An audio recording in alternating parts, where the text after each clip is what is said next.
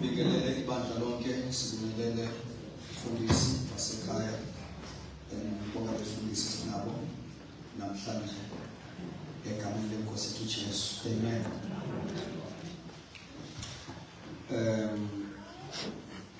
Sikhuluma ngendaba yebandla elithandazayo, amandla power of prayer church. Praise God.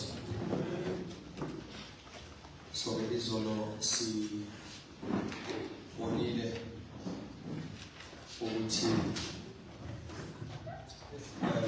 one of the things of fun to see is expected as we engage ourselves in prayer, the operation Yama Ministries and gift in the church. Amen. Because as you as Risayo, nalisana nazo ebandleni lika Jesu ukuze lingakheli lingabi lo Jesu afunayo ukuba avale i-operation sebenza kwama ministries. Amen. Nama gift ngoba angeke ibandla lakheke ama ministries lawa abalo all our 5 abasefeso 4 verse 11. If engasebenzi akukho ukwakhela kwebandla, akukho futhi ukukhula kwebandla. Amen. Sizoqhubeka lapho ke sizobona ukuthi why these ministries are so important in the church. Praise God. Why these ministries are so important in the church. So whenever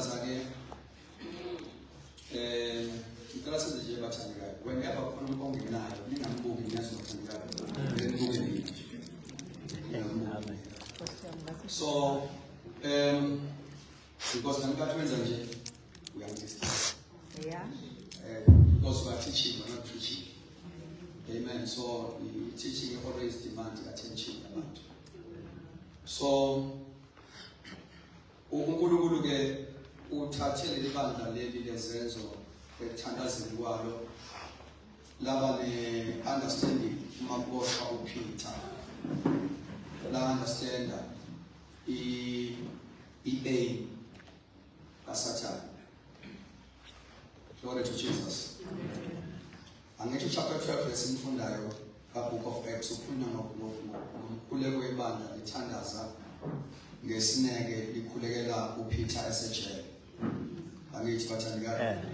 And we have said it's not because kwakuboshwe uPeter. But I understand ukuthi kwakuboshwe iministry. You know, uma ufunda incwadi yabaseGalatia chapter 2 verse number 9. Or Galatians 2 verse number 9. Verse 9. Yeah.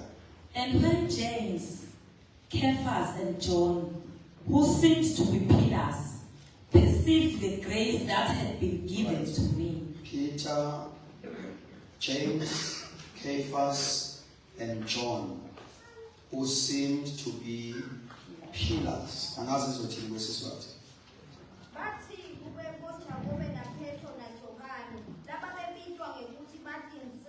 These were pillars. Amen. In the early church.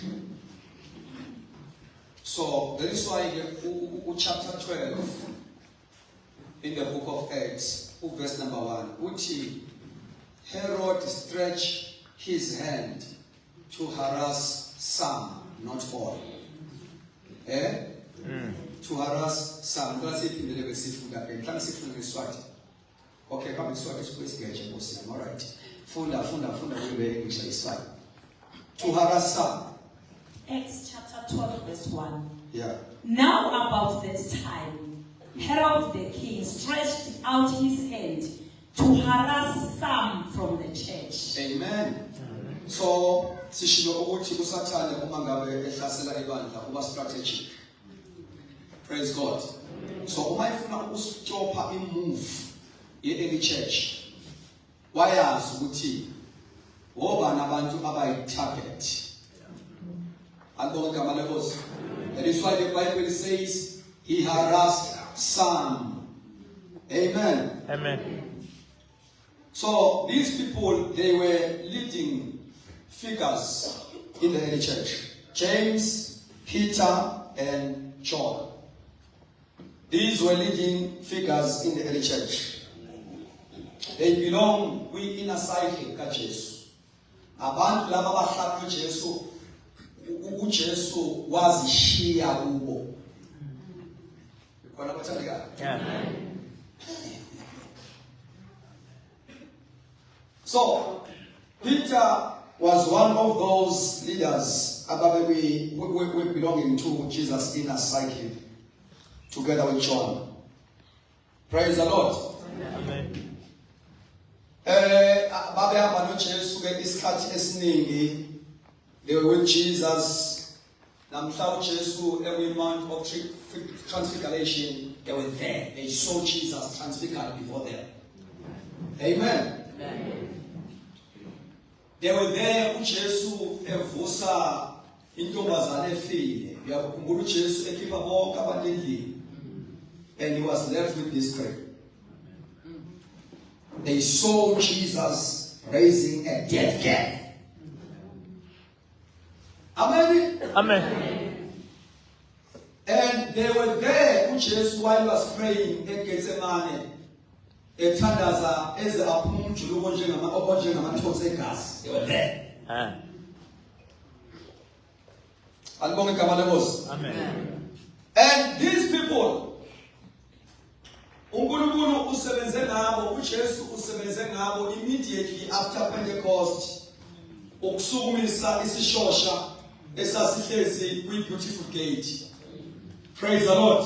Amen. Hallelujah. Amen. Ishosha esasihlezi kwi-beautiful gate, and people were so amazed. Ngithanda the comment, these people, they have been with Jesus. Amen. That is why they did such. Praise God, because Hallelujah. they had been with Jesus. Hallelujah. Now, uSathane ke mahlasela ibandla, abahlaseli noma bani. Praise the Lord. So lesithi ke lana ibandla lami lathandazela umuntu per se, lalikhulekela iministry that was in jail, a very powerful ministry that kept the church going. Andibonge igama lenkosi. Asibuye ke bathandekayo. I was trying to give you a background why Herod had to harass some, not all. Amen. Do we get a picture? Amen. These were pillars of the church. Amen. Amen. Anointed. Praise God. Hallelujah. These were leaders of the church, anointed. So, ezezinto osayifuna ebandleni ukuba uraiswe abantu aba-operate ama-dimension ye-fivefold ministry, on 30 fivefold ministries. Ngoba uJesu mangabe ethi, upon this rock I will build my church. Thema ngabe senyukile lowehlayo uyonyukayo. Thema esenyukile wenza abanye baba ngabapostoli, abaprofeti, abavangeli, othisha benkosi. And the Bible says the purpose is to equip the saints. So ukuthi akukho ukwakheka ukuequipa kwama saints up until ibandla libe nama ministries. Amen. Amen. Itala sifundo Ephesians 4.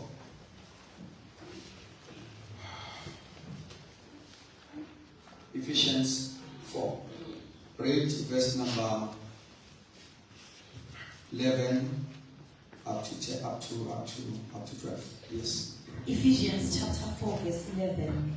And he himself gave some to be apostles, some prophets, some evangelists, and some pastors and teachers, for the equipping of the saints for the work of ministry, for the edifying of the body of Christ, till we all come to the unity of the faith and of the knowledge of the Son of God, to a perfect man, to the measure of the stature of the fullness of Christ, that we should no longer be children, tossed to and fro. Thank you, my sister. Thank you. Ngicela ukuthi today ngoba sithe ibandla mathandaza kuhle ukuthi lingagcini ngokuba nepassion yokuthandaza kodwa lifanele ukuthi libe informed, lithandaze the informed prayers. Amen. I-passion without information ekuthandazeni makes no difference. Amen. Amen. We must have a passion with information, especially uma uthandazela ibandla.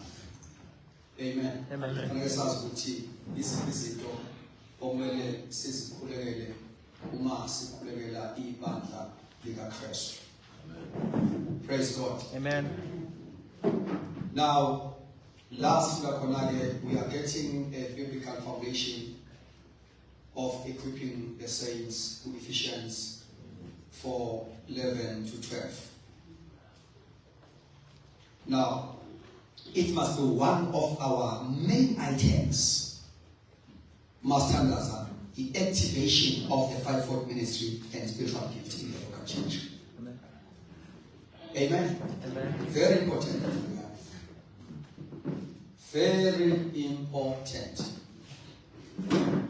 So, okokuqala ke esitholayo la ukuthi especially kuzofunda nge-NIV kuthiwa Christ himself gave some to be apostles. Christ himself. Verse number 11 law. Praise God. Amen.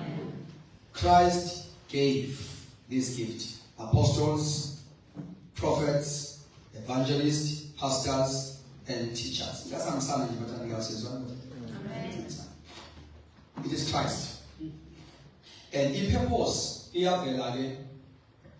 number 12. Why Christ to enikeze abathile lezi inkonzo ezo5. Number 1, for the equipping of the saints. For the equipping of the saints. Say it one more time. For the equipping of the saints. Then if phrase verse number verse 12, who knows 4 about 3. There are 3 4s there. Which one? Number 1, for the equipping of the saints, verse 3, for the work of ministry, verse 2, for the edifying of the body of Christ. 4, 4, 4. Amen. Amen. So Christ gave these ministries purposely for the equipping of the saints. So now, well-equipped saints can minister. If fivefold ministry, saints will become ministers. Amen. But for the equipping of the saints, equipping another saints. 2, for the work of ministry. Amen. Amen. Amen. These ministries, ziqeda ama-bench warmers. Yo. These ministries, Amen. ziqeda spectators. These ministries activate what we call membership ministry. All members in the body of Christ, they become active doing the works of Jesus Christ. Yes, sir. So these 5 ministries are govus. They stir the gifts in the church. Wonke umuntu find his function in the body. Okay. Amen. Now, these 5 ministries are bali party ibandla. Yo. Sure. Bayalikhonza. Bayalikhwipa. Yes, sir. Ayithi manje ukuphatha isona. Kodwa ushukela isikhathi singakafiki ngelizwi.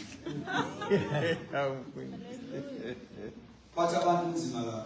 Ungabe bakhonza, ube isikhonza bakhona. So for the equipping of the saints. Amen. Our saints once now. This is part of a Great Commission. The Great Commission has got 3 pillars. Let our eti go ye therefore and make disciples of all nations, baptizing them in the name of the Father, the Son, and of the Holy Spirit, teaching them to observe all that I've commanded you. Now in our pillars out 3. The Great Commission is 3. Matwa go therefore and make disciples, blah blah blah blah blah blah. Number 1, the preaching of the gospel. And the end, the preaching of the gospel is soul winning. So it is soul winning, number 1. Number 2, the Great Commission, it discipleship, which is also the equipping of the saints. Number 3, it deployment of the saints to their ministries, to their services. Namagama siyabashumayeza lapho i-Great Commission siyashumayela basindiswa abantu. Mase basindisiwe siyaba-equipa, siyaba-prepare for service. Yes. We equip them, we prepare them for service because they are saved to serve. Yes, sir. So they must be born again, number 1. 2, we equip them, we prepare them for their assignment. We equip them up until they discover their identity in Christ, they discover their callings and gifts. Once they discover their gifts and ministries, then we deploy them into their services. Hallelujah. Manje, ibandla ke liba lazy most of the time. Ibandla li lazy equipa. We can preach people get born again. Sibaphuthume, sibadeploye bengekho prepared. You see? Siba-entrust ngemisebenzi ethile ebandleni singazange siba-prepare, bengazange ba-equipwa. Once ebandleni wabona abantu benomoya wekhundla, benomoya wama-positions, wakwazi ukuthi ibandla ley'ngane lelo. Bathathe banikezwe imisebenzi bengakhulile. Manje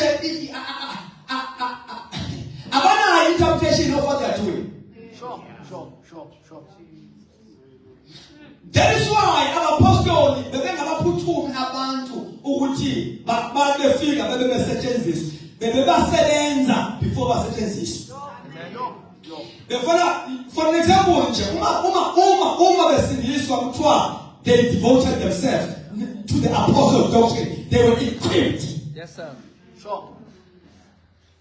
Nama new believers asindiswe kwi-revival ka Philip eSamaria. Little Bible, those news came to the apostles at Jerusalem. Basebethume Peter and John kuthiwa babakhulekela ukuze bathole umoya oyingcwele. Abakaqala ukuba ngo-MC enkonzweni basasetshenzwa. Bathandazele bathole umoya oyingcwele. Hallelujah. Ngoba oh my God. Man. Come closer. So. Can I tell you something? We in the church in the first century, kunezinto obekufanele ukuthi zikwenze uqualifye ukukhonza. Nikhona uthandeka. Amen. There are qualifications which are standard requirements. Awonke umuntu ongayithuka enza something endlini kaNkulunkulu. Yeah. Amen. Hallelujah. Alapha ya ku-Acts chapter 6. Praise God. Amen. Ama requirements. kuthiwa uma kuzokhethwa abantu abazo serva babe ukudla babele abafelokazi babe imathandekayo Kulman babele abafelokazi ukudla. Na kuthiwa ke nanka ama-requirement ofana abantu abangenza lo msebenzi kuthiwa ke abantu abagcwele umoya oyingcwele. Amen. Bazoshumayela bazoba ukudla. You see? Kuthiwa two ababe nodumo oluhle. Abazoshumayela bazoba ukudla. Yes, sir. Yes, sir. Kuthiwa full of wisdom. Amen. Apostle, but it is not good for us to serve. I can see to serve. To serve. Now, the other to serve is to minister. To minister. We are serve. Acts number 6, chapter 6. Who serve? Who show to minister. And it's a very same word. Or it told up Ephesians 4:12. Equipping the saints for the work of ministry. Work of service. Yes, sir. Praise God. Amen. Now, our qualifications about who can serve, who can minister in the house of God.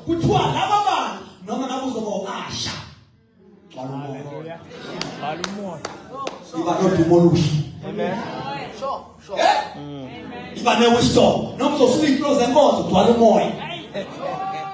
So we any church qualify ukwenza noma yonke into oyenza endlini kaNkulunkulu abongabane Nkosi it's a ministry. Hallelujah. Therefore you must qualify. Sure.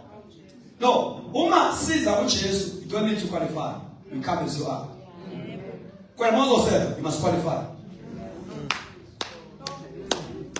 Amen. Noma uzoba ilungu lekwaya uzongena ekwayeni walo moya fanele nodumo lokuqala.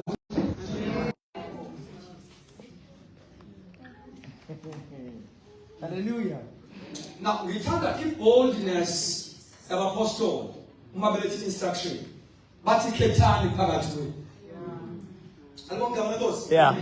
Bayithathapi into yokuba babe bold to give that instruction. Babazi ukuthi umsebenzi bawenziyo ikhipha ibandla. Vele bakhona kanjani. Yeah. Babengafani nathi sifike sifundise uchapter 6. Incwadi ezenzo masokhetha abantu leadership. Mase sikhethe ongekhona besifundisa. Makuthiwa abantu abagcwele umoya akushiwo nje abantu ba just babbling in tongues. Yo. Come on now. Akushiwo nje abantu who can just release prophecies. No. Full of the Spirit. These people are mature, number one. These people are able to live a life under the influence of the Holy Spirit. Now, these people in Bible can demonstrate the fruits of the Spirit. Hallelujah.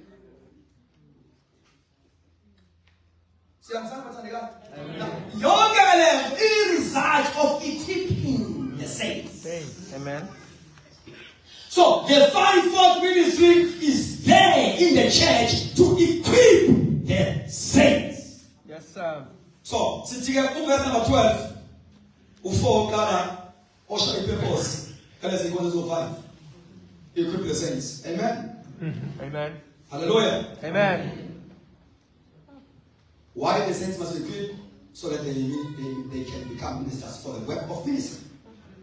Praise the Lord. Amen. For the edifying of the body of Christ. Or should we get for the edifying of the body of Christ? Once our saints was minister, then Laban was edify itself. Amen. Praise God. Amen. So the passage it reveals a divine order.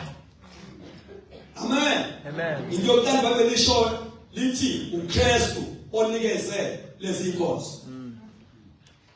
These are not human inventions. They are divine appointments. Hallelujah. Glory to Jesus. Amen. Amen. They are divine appointments. Now, uNkulunkulu mangabe ezokwakha ibandla, into yokuqala ayenzayo ugcoba abathi abahlomise for equipping. Praise God. And these ministries, as I said yesterday, these are ministries which speaks of leadership gifts. Amen. Izipho zobuholi asho so. Amen. Asho so. Easy for the Lord. Okusho ukuthi kwi-local church uma kuthiwa sesinobuholi obubiblical kusho ukuthi now in the house we have got prophets. Now in the house we have got evangelists. Ministry. Now in the house we've got pastors, we've got teachers. Amen. Amen. Yo. Read Acts 13. Verse number 1. Acts chapter 13, verse 1. Now in the church that was at Antioch, there were certain prophets. Now in the local church. How local? Now in the local church that was at Antioch, there were certain prophets. Where? In the local church. Local church. There were Prophets. and Teachers. then verse 6. This is amagama abo. Kula magama esiwathola amagama leadership yase Antioch. Most of the time after the chapter sicabanga ukuthi kwakunywa ngebandla lilonke. No, lapho kwakunywa ngama leaders esemthandazweni athandaza ngekhuluma umoya.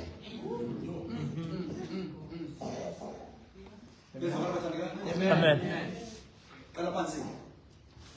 Now in the local church that was at Antioch, there were certain prophets Yes. and teachers. Yes. Then bese sizwa ngamagama abo laba prophet no teacher. Ngathanda iBhayibheli alikho shy to identify ministries zabantu. Hallelujah. Thank you, Father. Thina ngazi ukuthi angazi kanjani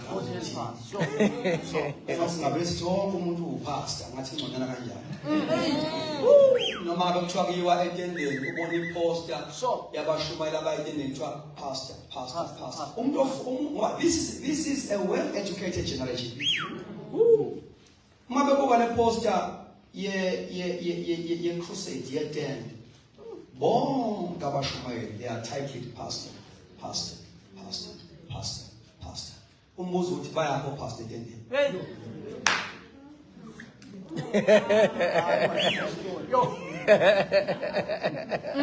Awumfundisi. Yazi ukuthi sikwesi sidawula siyathobela. Kana sazi ukuthi this represent Yeah. So if we are not yet comfortable to name things as they are, you better call this fish. Hallelujah. Finish it. Rather than saying pastor. No, I am going to. I'm going to get you. Sure. Come on now. So, If you are not yet comfortable to call that woman, like the Bible called Deborah a prophetess. Hallelujah. Come on, people. These are not titles. It's piece of function. These are not human invention. It's a function. The way it speaks all about the grace that is upon you. So once I say this man of God, let me say maybe outside in the secular world, this is a police. They want to align an expectation. You get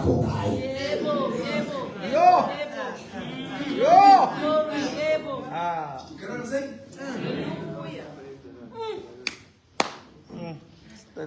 If if I say this is a soldier, it aligns with expectation. Towards that.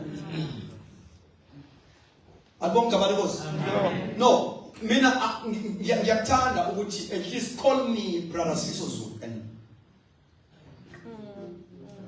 Other than ukuthatha all these ministries, all these graces, uwafake ebhodweni elilodwa. Amen. Ngiyazi ukuthi abanye abayi-R.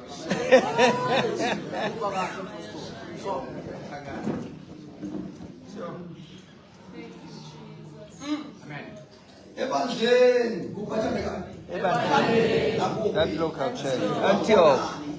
Prophet Nabatishan. The operation in 5-fold ministry, it begins from the local church.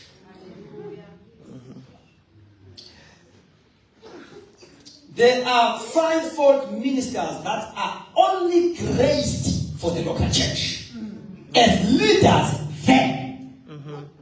They are not called to a wider scope of the body of Christ, but they are graced for the local church. And it's why ngalungile ukuthi local church ikhiphe wonke umuntu isale ihlwengu umanisesi. Amen. Now, iBhayibheli. When we are going to have biblical leadership in the local church, that local church must have a full operation of the 5-fold ministry. Amen. Then, and then why they were ministering to God. In fasting and prayer. Oh, fasting and praying. Utandaza leadership in local church. Amen. Leadership local church yatandaza uNkulunkulu wako. You see?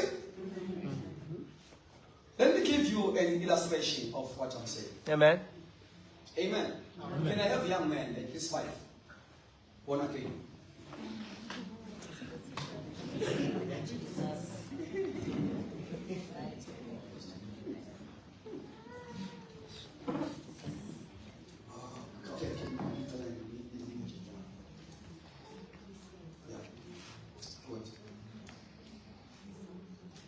There's example. Amen. Amen. Example. Say this is leadership of the local church. Say these are elders. Amen. In the local church. Eldership is an office. Praise God. Amen. That focus to spiritual matters in the local church. Yes. There are common duties of elders. Ukambela abagulayo, abahlehlile, ukubuka impilo yebandla moyeni. Praise God. Amen. These are spiritually matured people. Abantu abamatured spiritually, laba ne-character yabe right. Ukukhulunywa ngama-qualities ama-elder chapter 3 in the book of Timothy.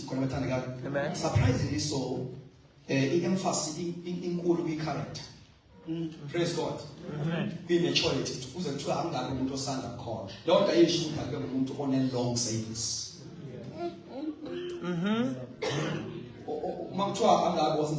It has got nothing to do with a long service.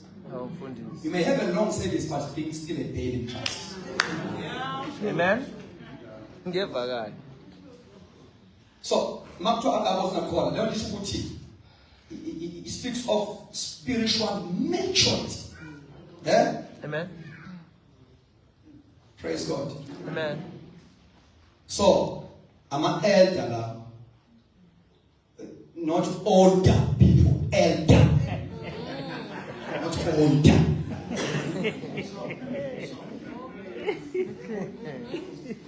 Elder speaks of maturity. So, immaturity there, in two main areas of growth. The area of growth of anybody is a character of Christ. Praise the Lord. Amen. And the area is a ministry gift.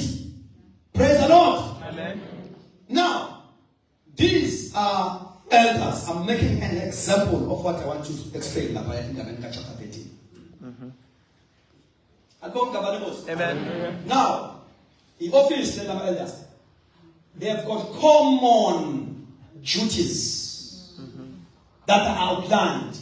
Umuntu oyi-elder yiziphi izinto ezingama-common duties abazenzayo ebandleni ngonabathandekayo. But Ephesians 4:11 narasifunda khona sizwa ke manje ngama-ministry ngabathandekayo ngezinkonzo zokulida ibandla. Amen. Asamsane bathandekayo, asamsane. Hallelujah. Ngeenkonzo zani? Seba. Zokulida iba. Now, these 5 ministries speaks of the headship of Christ in the church. So the headship that Christ do is exercised through the 5 ministries in the church. Now, which means laba, they are here to lead the church. Now, ibandla alilidwa nje nge-office without minister. Amen. Ngingaba se-office. Ose-office fanele nenkonzo akhonzi ba. Amen. Ngevakala. I-local church iqala nini ukubona ukuthi angikhulumi nge-local church la ezulwini. Ngikhuluma teaching nje engayifundisa ngabe kuphi. I-local church iqala nini ukuthi ibone ukuthi now we can have elders and deacons. Now we can be, since there's an appointed, noma elected thina wala sina appointed. Qala nini? Siqala uma sekuna ma minister se operator. Hayi ukuthi amadoda asemani. Angawubani ngamadoda kodwa angabe nama ministers.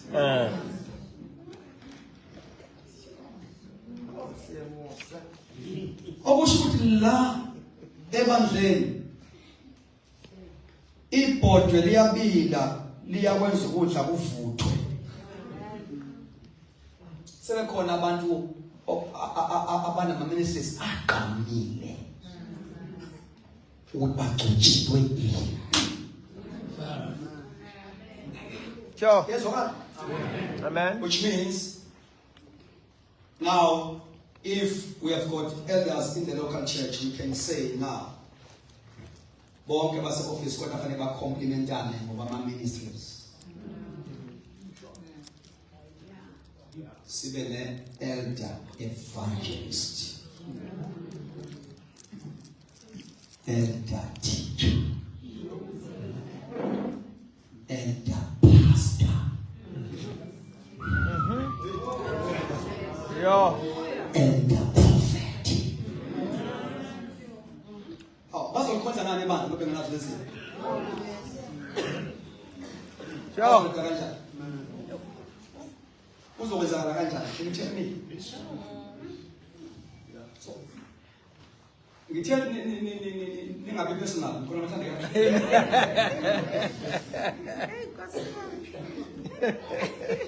Umbuzo ukuthi ndi-elder ini? Now, so if we've got elder evangelists, the local church yazala siqala ama-patient point now and again. U-elder evangelist ufaka umoya ebandleni nemphefumulo. Yo. Amen. The boardroom was a prayer room. Evangelist. La khona amadoda alithi bathandaza. Amen. Yo. Athandaza inkosi yazi yathi no phakathi kwenu kukhona abangasekho fit ukuhlala ngiphere bona. Praise the Lord. Separate for me Barnabas and Paul to the wider scope of ministry. Glory to Jesus. Siyamzama bathandaza. Now we've got elder teacher. Now we elder evangelist. We elder evangelist. I mean, it's about the power of a praying church. Amen. It must produce these things. Elder evangelist. Uma ngabe kuthiwa kunesifo la, umfundisi kasahlupheki. Elder evangelist opportunity ukuthi awuvangele lo muzi kwa Monday. Ngoze ba usuku lomngcwabo. Ibandla nama elder umfundisi kasahlupheki. We are specialized. Sanibonani. Amen. Gostemos. Wama namakholwa kuleke evangelist yafanele lapha. Kuze kudaleka umsebenzi. Alibonge igama lika Jesu. Amen. Hallelujah. Kuyathi mawudlula umngcwabo uqhubeka ihomzela eqale mhlabishonini. Yo. Kiloish, as it has been I home said, if we have got elder evangelists, we are so much about Tanayo, Ibanda, Unenza, and focus outside. And when we come on the church, focus outside. Yo. You sing a gala, it team up to God to a local church among the elder evangelists. Amen. Before you team up to God, local church may attend now the team here. Amen. Was the elder evangelist. Amen. Siyazi ukuthi munyaka siphuma nisiye ngaphandle siyohlasela because no elder evangelist. Asipaphathisa abantu esingabasifasiswa kubani kwenze njani. Sezilisi ukuthi ayisiyapaphathisa abangapaphathisa ababhale basiswa kubani. Do we know their testimony? Second. We've got elder teacher. Elder teacher. Elder teacher. Elder teacher in the local church. I was in service. Amen.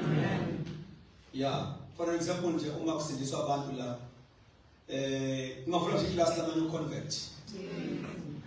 Umfundisi people elder teacher the material in a class every Wednesday if someone convert abayi manzima abantu abazanga understand their faith uno elder teacher in the church. In the class of new convert. Yes, you see, ibandla leadership anamsindo yasetshenzwa. Yo. Yasetshenzwa we push great commission intentionally so. Amen. Udojiwe kunjani bathandekayo? Khuluma kakhulu njani? Udojiwe to teach the way. Afundiswa ngoba educator. Lapha ngaphandle esikoleni. No, uteacher ngowe-ministry. Ngowe-ministry, udojelwe lokho. He can rightly divide the word of God with impartation. Glory to Jesus. Hallelujah.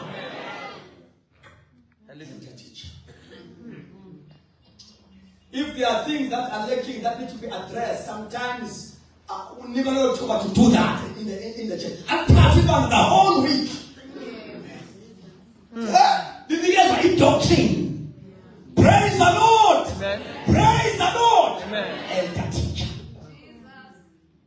We've got elder pastor. I'm not saying more temples with elder pastor. Elder pastor is your band. Amen. Niyakwanza ngusiseke ukhathaza ngeke kunento mazana ngayibona sekuyivile starting again. Gostemos. You see? Yo. Kunenhliziyo yabantu. Hallelujah. Nizwa ngayi nezinto ezishayekile nizwa ngayi. Nizwa grace, favor yabantu, grace yabantu. Nizwa ngayi. Yes, sir. Umama usibani usesibhedlela uthini ukuthi nizwa ngayi. Elder pastor. Amen. Oh, nikona moja Hallelujah. Elder pastor. These ministries must be there in the local church. Praise the Lord. Amen. Must be there in the local church. We've got elder prophet. You see, all and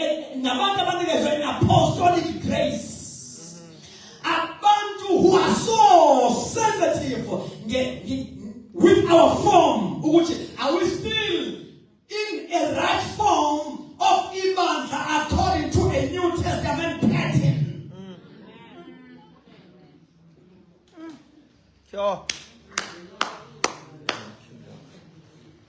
Smart. Bona ikhoni elakhethelwe ukwabukuhle. Nali theni aliSamaria upside down. Ufili betiyapho. Yeah.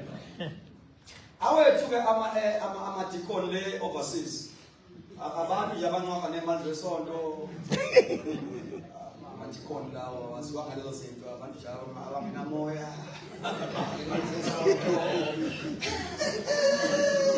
Kodwa ideacon leBhayibheli. Amen. The Bible says Philip went down to Samaria and preached Christ there. Glory to Jesus. Wasindiswa nesangoma sendawo. He won the territory. Glory to Jesus. He turned Samaria upside down. In Bible, while he was ministering there, preaching, the Bible says,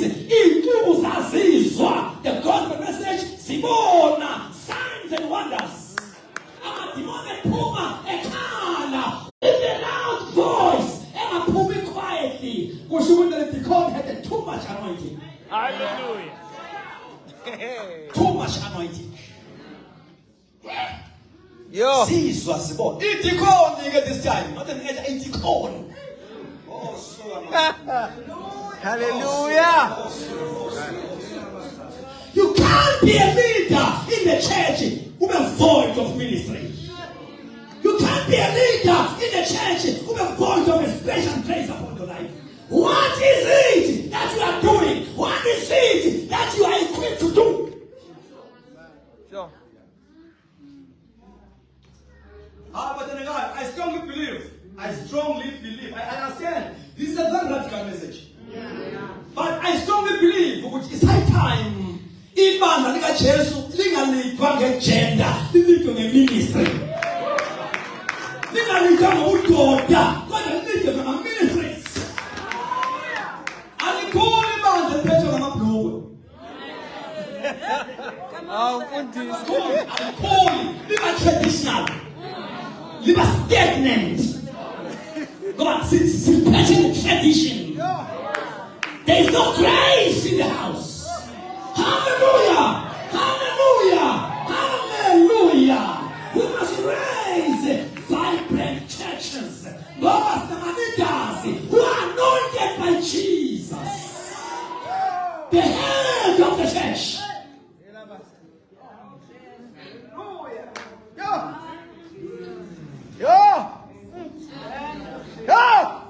And you can't be a leader who be allergic to fantasy. You can't be a leader who can be intercessor. No. A leader in the church must be full of the spirit of prayer. Jesus. Sure. Yeah. Amen. That is very important. That is very important. La asikhulumi ngebandla lethu. Sikhuluma ngephethini wakho kwebandla kaJesu. Hayi lethu. It's up to us whether we want to align ourselves with what God is saying. Yes, sir. Yes, sir. Oh, Jesus. Yeah. People must be anointed. People must be anointed.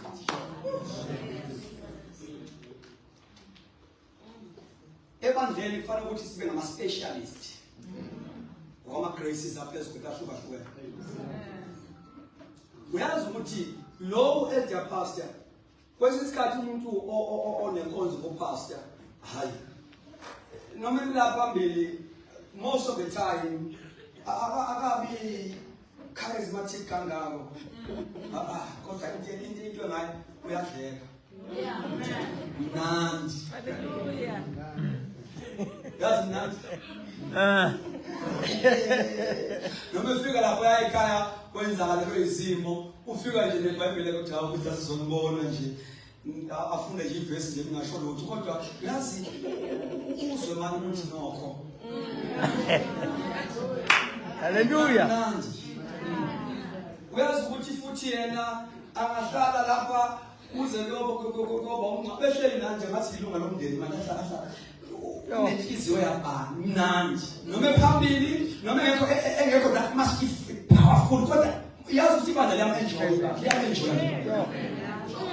mnandi. Amen. He's a pastor. Unenhliziyo yabantu pastor futhi omunye wabantu lawo one-grace ye-intercession. Give pastor a prayer request, you will be prayed for. Yes, sir. You will be prayed for. So, Christ gave some to the apostles, prophets. Ibandla eline prophetic ministry, liphinde libe safe lona. That church is not easily invaded by the strange spirit. Amen. Amen. Amen. In local church with a prophetic ministry, kuthiwa uIsrael waphuma eGibhithe. He was delivered by prophet and he was kept by the prophet. You can understand? So a prophetic ministry can also protect the church from being invaded by a strange spirit. You can understand? Amen. Hallelujah. Yeah. And a prophetic ministry ilenza ibandla liflowe kwi-ministry of intercession. Praise be to God. Umprofeti ngumuntu lo ohlalayo emthakazweni. Praise God. Amen. A prophet is someone who has fallen in love with prayer. So in presence yakhe activate others. You see, he provokes the appetite for prayer. You see, he carries that atmosphere of prayer. Yes, what about Amen. We are ones who blend the ibandla because provokela kule dimension in terms of a ministry of prayer. Ministry, prophetic, he was breaker. Izinto that can hinder iflow kamwendo elebandleni. Oh my God. Yeah, you see, during the card that one was going to tense ending. Because the prophet Micah Tandas also. He will break the atmosphere. Glory to Jesus. Hallelujah. And party a corner. If Lababan back corner, if you worshippers, a band of prophetic. A man with a special anointing, a prophetic anointing. Actually, those people also, they must be prophetic. Yes, sir. They must be prophetic. Yes, sir. Glory to Jesus. Hallelujah. Hallelujah. Amen. Now, abantu laba, ama senses abamoya are sharp. Laba sokizwi impi ibandla nakalizo. Hallelujah. Kunamhlanje konzweni they are strange spirits. Uzozwa indlela abazoministerisha ngayo. Especially ngoba baba violent ngoba bayezwa ukuthi some forces of darkness. Hallelujah. Ayezwa abahlabeleli nje. Abahumi nje. Bayaministerisha bese order yomthandazo. Abesithi ngegama lika Jesu. Abesithi ngegama lika Jesu. Abesithi ngegama lika Jesu.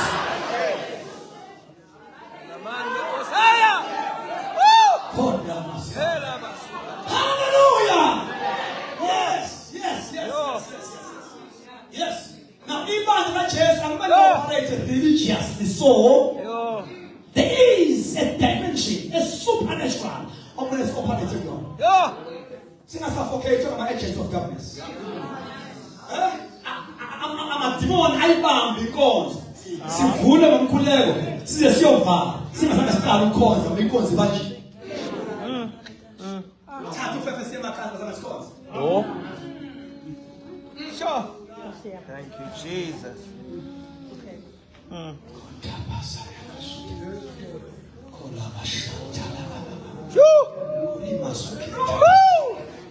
Man.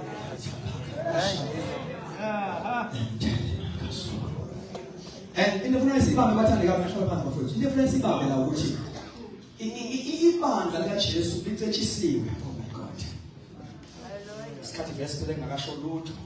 Ibandla likaJesu litshesiwe. Yo. Ngawo onke ama-gift and ministries. Amen. You lack nothing. Sure. Into ebalulekile ukuthi the saints must be activated. Angibonga igama likaJesu. Amen. That is why i-doctrine kamoya oyingcwele i-package iphethe konke, iphethe i-operation yama-gift kusebenza kaNkulunkulu ebandleni yezinga la-supernatural. Lisuke ibandla la. Kwi-ground level. Likwazi Christ. Likhule libe matured, the-spiritual ranking salo. Sithi thuthu. You see, as ibandla ligaina more muscles in the spirit, the ranking yalo iyanyuka. Sizobona nohlobo lwabantu olusindiswayo. Yeah, the demonstration of power iyanyuka indlela soperate ngayo. Siyamove from ground level spiritual warfare sikwazi ukungena.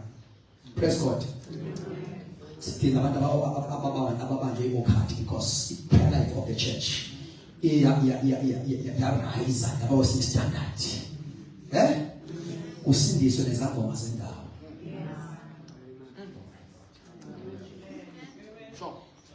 Amen. Singathini ngokukhulekela abantu abane-headache. Phanathi yakwazi ukuqedile.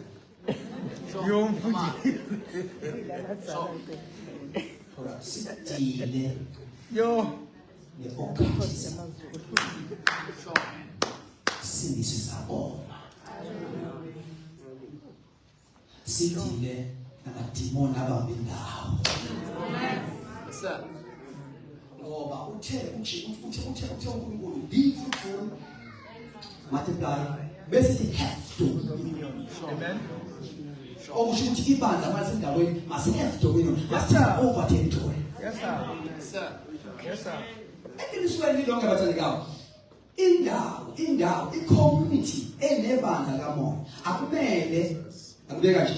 I-community enebandla likamoya kusho ukuthi ine-altar eli-superior.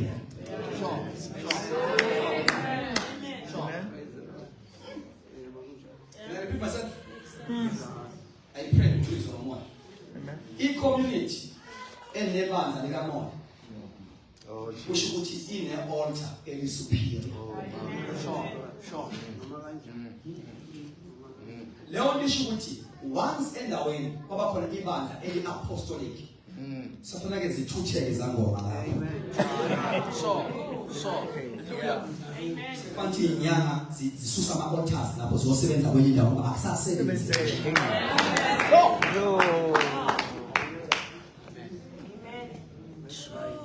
Singazange siye esigodlweni senyanga kodwa i-presence yethu ngoba i-authority enikezwe ibandla i-authority that is recognized in the realm of the spirit.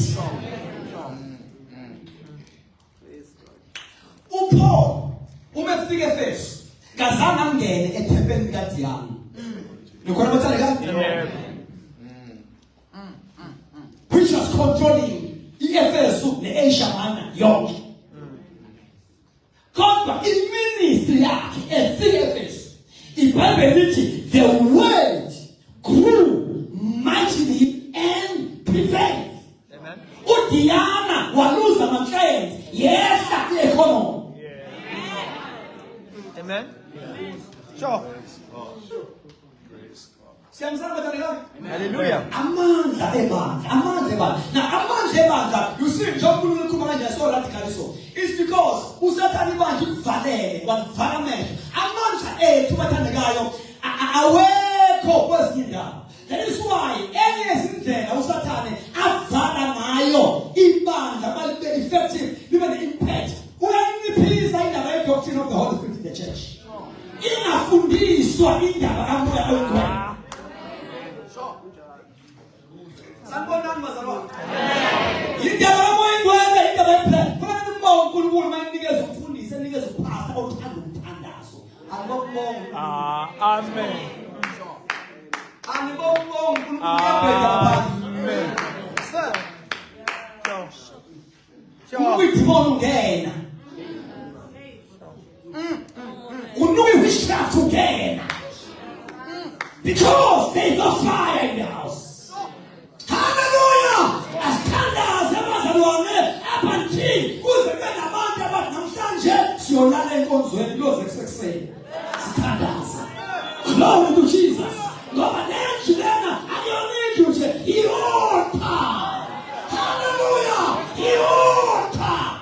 I strongly believe ukuthi uma sesithandaze kahle noma singekho ngaleyo langa enkonzweni kodwa i-presence. Thatha into ogulayo uthi hamba oshiya nje lapho ungene ema-premises aleya nkonzo uzophuma usuphila. Hallelujah. Hallelujah. Hawu iyenzeka leyo nto. So, right. Abantu kumele baphile bengena. I-glory kaNkulunkulu must be saturate everything, touch everything. Nikhona abathandekayo ebamba isitapha sendle yenkonzo uwashoka ikhensa emzimbeni. Glory to Jesus. Hallelujah. Aphile ehlala esitulweni ngoba siyathandazelwa. Praise the name of the Lord. I can step back to prayer.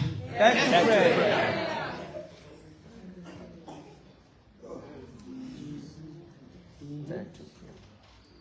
Glory to Jesus. Amen. Yeah. Now, the primary assignment of church leadership is not to perform all ministries, but to train believers. Develop spiritual gifts, release saints into their God-given calling. Amen. Amen. In ministry, is responsibility of the entire body. Praise God. Amen. Not just the leaders.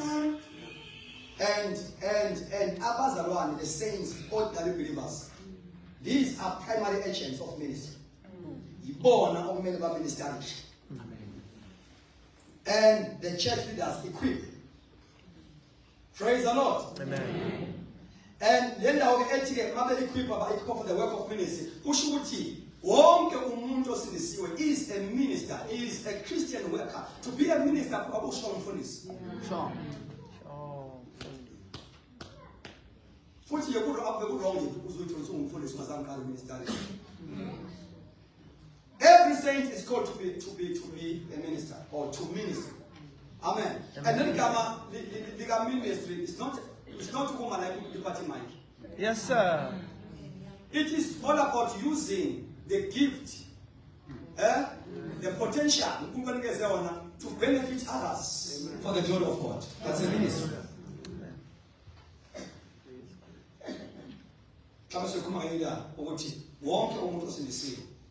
Full time ministry. Sometimes it is also full time. Yeah, sure. Ngoba ibandla well trained, well equipped.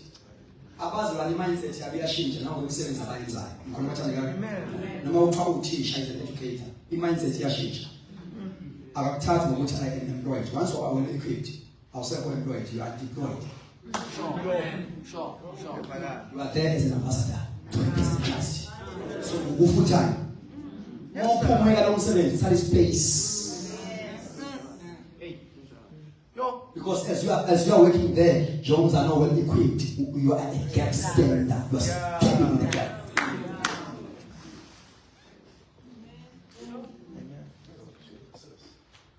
So sifuna ukuza ngapha kwapulpit. Sinabesaba nabo Daniel. Abarepresent uNkulunkulu kwezepolitiki. Sinabe nabo Joseph. Abamele uNkulunkulu kwi-economy of the country. Praise God. Abalethi solution. Ithi inkosi yaseGibhithe singamthola umuntu obubuya umoya kaNkulunkulu njengalo. Usho Joseph. Hayi ngoba uyiprofeta, hayi ngoba ikhuluma ngelimi. Alibonke abalebosi. The Spirit of God, the anointing that was upon him, eyamenza wakwazi ukulenza iGibhithe laseviva. uNkulunkulu amnikeze wisdom. Umuntu lakusiya wena owasenkonzweni owempilo. Kaphelele yini? Uyakwenza excel emsebenzini in a secular world. Sure. Amen. Uthuk David, Daniel had a spirit of excellence as administration. Sure. With a spirit of excellence. Amen. And he represented God fully. Oh, Master. Sisho igama la equip. But ngasibamba lento yokuthi ngisakhona abantu. Amen. If usinisiwe, you are called by God. Biziwe. You are called by God. For the fact that you are born again, that means you are sent. Amen. The ultimate goal yokusiniswa kwakho akukhona ukubelwa izono nje kuphela. Bese uyasindiswa kwelizono bese ufika ubungcwele. Bese bangcwele for nothing ube ngcwele ukuthi ube useless. And even the purpose yokuthi uNkulunkulu afuna ubungcwele ebantwini ukuthi ufuna ukusebenza nabo. Yeah. Umisitsha sihlanza sona. Siyobagesa imisebenzi emihle sibe usizo kuminihle. Amen. So don't be holy for nothing. Awujoli ke nani for what?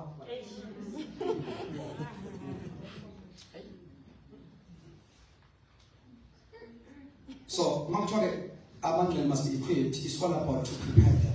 Amen. Amen.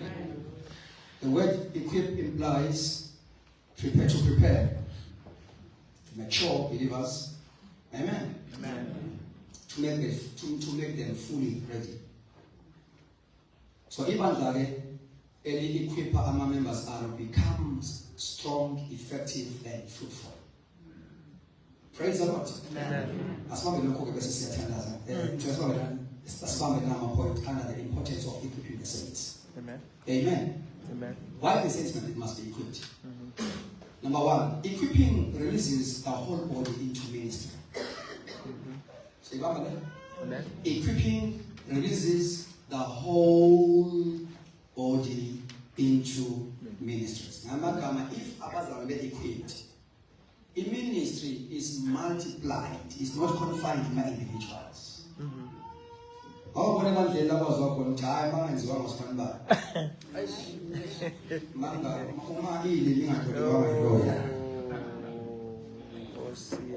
When the saints are equipped, ministry is multiplied, it's not limited. Every believer understands their calling and function. Amen. So Ibanda moves from spectatorship to participation. Once spoke about but discover their gift. Once abantu but find their function. And one was prepared honor. Yeah. Hallelujah. Amen. Equipping releases the power of the body because they the power of the body. Yes, sir. They the power of the body. Amen. Praise God. Hallelujah. As every part of a human body has function, every believer has a role in the kingdom. When saints are equipped, gifts are activated, callings are discovered. The church operates in fullness. Yes, sir. Amen. Hallelujah. Amen. Amen. They are not activated.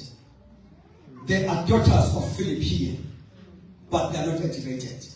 So, the church was never designed to be a one-man show. Equipping unlocks the potential in every believer. Praise the Lord. Ibandla if lingekho well equipped. Umfundisi ebandleni usebenza njenge-steering. I-steering umuntu ifilimu emingayo. Yeah. Noma ungasidubula zambusikona la siyovuka esibhedlela. Ba ayikwazi ukubeka ifilimu i-steering isifilimu. Yo.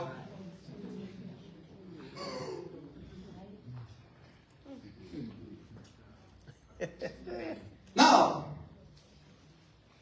equipping produces spiritual maturity. Till we all come to the unity of faith, knowledge of the Son of God. Amen.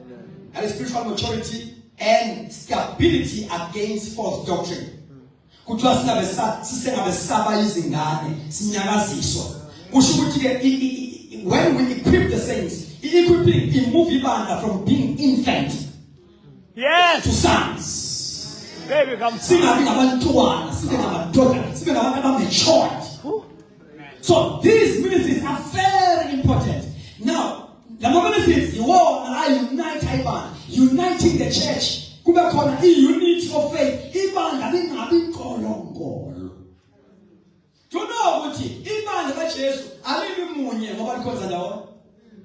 Iyenza ibandla kaJesu libe munye idoctrine, iyesikholwa kuyona. Things that are commonly believed among Christian communities. Ukukholwa into engikholwa kuyo okholwa yiyo, we are one. Yes, sir. There is no need to go to Sodana. Sure. And this why of God, apostle, the creed of the apostle is imvumo so-called senziwa during the time of persecution. Ibandla lihlakazeka. Now, ama-apostolic bamisa izinto ezingama doctrines esivumelana nazo ngokwe-New Testament. Ukuthi noma ulaphaya ngenxa ye-persecution kodwa nakho esikholwa yikho. Noma ulaphaya nakho esikholwa yikho. Hallelujah. So in doctrine unite the church. Yes, sir. So masisho isimvumo sokholo ngiyakholwa uThixo uNkulunkulu wonke. That's the apostle, a creed of the apostle. Isimvumo sokholo esenza ukuthi noma sihlakazelile kodwa we teach one thing. Yes, sir. Asibi munye ngoba sikhonza ndawonye. No, sir. Under one roof. No, sir. Simunye ngoba sikholelwa. Hallelujah. There are things that are commonly believed among the Christian community. So, equipping produces maturity, spiritual maturity. Praise the Lord. Amen. Spiritual maturity. Even like unity of faith, knowledge of the Son. Any subject, the knowledge of the Son. Amen. Not just a sense knowledge. Praise God. Amen. So, we should get an equipped believer is grounded in truth. Lo muntu akanyakaziswa noma ufika yiphi doctrine. Glory to Jesus. Lo muntu can walk confidently in his faith. IBhayibheli lithi asihlale sikulungele ukuba ubachazela abaphendula bonke abasibuza ngesizathu sethembe kithi. Bathandekayo. Now singabi ibandla lomdanso nje sibe nomoya semakaleni. Osidansisayo kodwa singaphuli. No, sir. This Christian can discern error. That speaks of his seriousness. Yalama ministries. Equip the saints. You discern heresy. You discern error. Because now you are grounded in the word. Now, they don't teach anything. What you church to teaching them to observe all that I have commanded you. Yes, sir. Not anything. Number 3, equipping sustains the work of ministry. The ministry effectiveness of the church is maintained. The demand that their ministration effectively from time to time. I decline in ministry. Hallelujah. The minister strives succeed when many are trained to serve. So without equipping, issue put together. Leaders burn out. Yeah. And the growth is very slow. And you can't even delegate people. Duties are serious communities because they are not well trained. There is why we call burn out. Amen. 40 isi for escort nesikhulekele bathi ngabamkhosini. Ngoba uNkulunkulu uyasinikeza abantu abadotshiwe. Yazi most of these old churches, including Elam, Assemblies of God, or Faith Mission, in bakuthanda use fresh. Bamform. Yo. Abakwazi even to protect these ministries in prayer. Sure. Yes, what I'm saying? Yeah. You know, so maybe one day we have to teach about how to support, how to train attitude of respect now towards them. Because ophambili la impishisa khona. Yo. Isurvival yebandla izethenjwe kaJesu lesi. Amen. You check even umbheda alala kuwo. Yo. Uthi right ukulala kukaNkulunkulu. Lo mzimba umkhumbi engusebenzisayo to preach the gospel. You check even ukudla kudla abantu abezwa uNkulunkulu abadlela ubusutha abadlela impilo. Hey, bro. Come on now.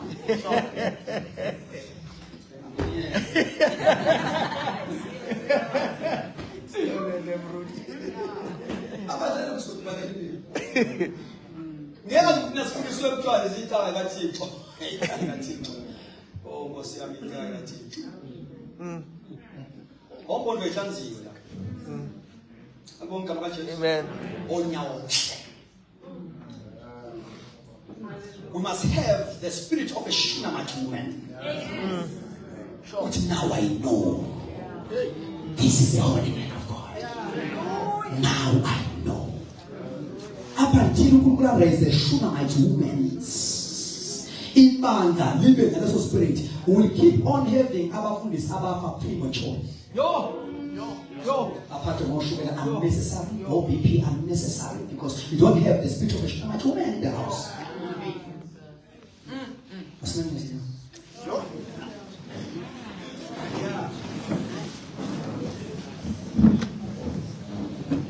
Kuthi ungacabani ukuthi uma ukhipha ishumi kwenzela umfundisi.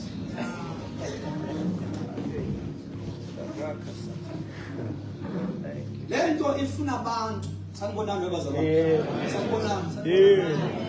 Ifuna abantu abambulekeni. Even now isikhathi sona, we lose soldiers bathandekayo. We lose soldiers ngoba sibekhelesi ngabantu abezwa uNkulunkulu.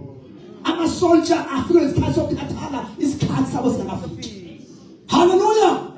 If you can trace back even nje uma umsebenzi uqala, especially lo wethu.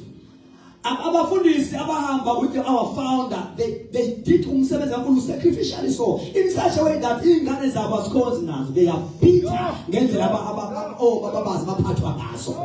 And lo moya subambile up until today. Wangafuni uba siphathe kahle ingeke zikaNkulunkulu. Siluze ingane zabefundisi. Oh, uthi Paul mayikhuluma ngabantu abezwa uNkulunkulu ukuthi esteem them very high. Esteem them very high. Can you close our eyes? Oh, thank you, Jesus. I know this subject is not nice. Unfortunately, I'm not impressing. I'm speaking the heart of God. You take it or you leave it. But I pray to uNkulunkulu raise abantu. Abazo understand ukuthi njengoba masile vuthiwe nje kufuneka isebenze. And lezi isebenze must be taken care of. Hallelujah! Whenever you are supporting abantu ababizwa uNkulunkulu, you are supporting a great commission.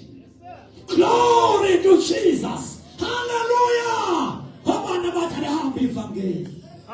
Ondala bashanta. It's high time. Alihamba ivangeli. Alihambe ngamandla. The early church, bayinengqondo emphulekile. Abe understand imidelo yabo to finance the gospel. My God. Beyithatha beyibeke enyaweni zabapostoli. Not to ebisa bona, but to push God's agenda. Close your eyes and lift up your hands.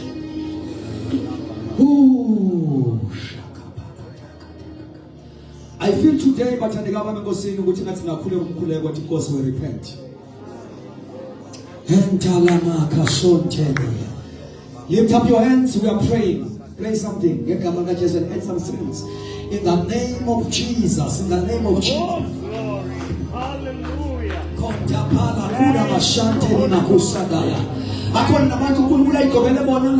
And I'm a gift abo, I'm a ministry's abo, had been long for so many years. God will be able to activate her tonight. Glory to Jesus. But I can feel I can feel in his revival. God God is raising prayer warriors. God is raising powerful ministers in this house. Ngegama likaJesu. And wonke umuntu who happened to be here, I want to tell you, your life will never be the same again. There is an impartation. Konda makushanta. Akesikhuleke sonke. There is an impartation. Ikhona into uNkulunkulu ayenzayo kuwe tonight. Ngegama likaJesu. Oh, hallelujah.